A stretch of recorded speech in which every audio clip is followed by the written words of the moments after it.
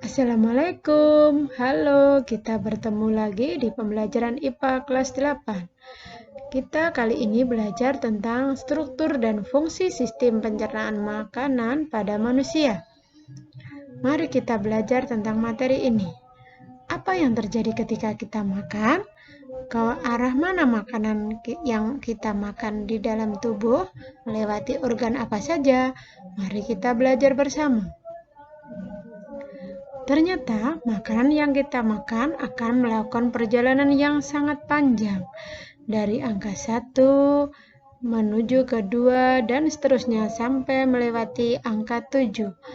Apa yang terjadi pada makanan-makanan ini ketika melewati organ-organ berikut? Mari kita belajar.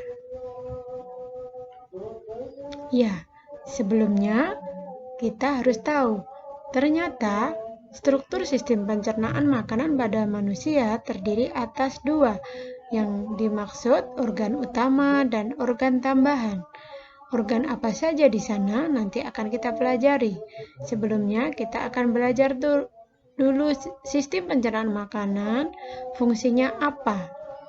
Sistem pencernaan makanan berfungsi mencerna makanan yang dikonsumsi oleh manusia sehingga mudah dicerna oleh tubuh dan berguna untuk menghasilkan energi bagi seluruh anggota tubuh. Setelah kita tahu fungsi sistem pencernaan makanan, mari kita belajar apa saja organ yang melakukan fungsinya sebagai sistem pencernaan makanan.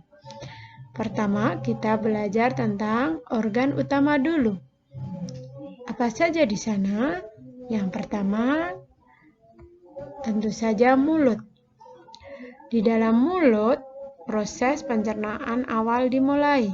Di dalam mulut akan terjadi proses ingesti, yaitu proses memecahnya makanan menjadi molekul-molekul kecil.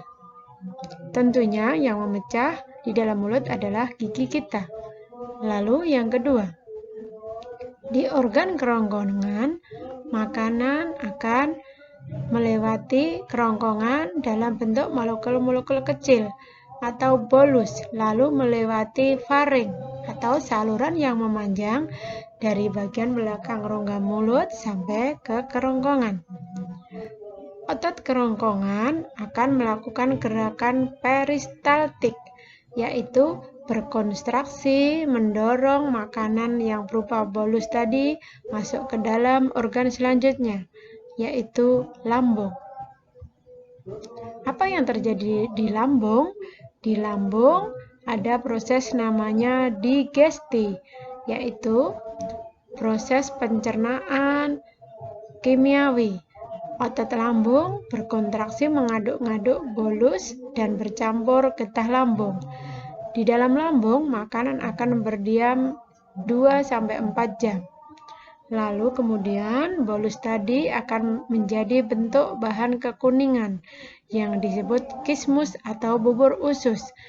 Dan di sini akan masuk sedikit demi sedikit ke dalam organ berikutnya atau ke usus 12 jari. Organ keempat, yaitu usus halus. Di sini terjadi proses penyerapan atau absorpsi. Sebelum zat-zat makanan diserap tubuh, zat makanan akan dibawa oleh darah menuju hati dan kemudian diedarkan ke seluruh tubuh.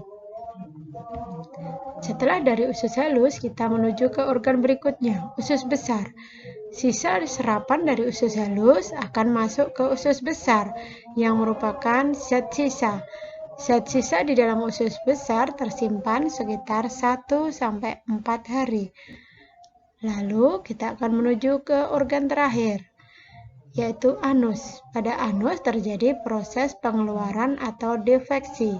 Zat sisa yang berupa gas, berbau, atau feses akan dikeluarkan melalui anus.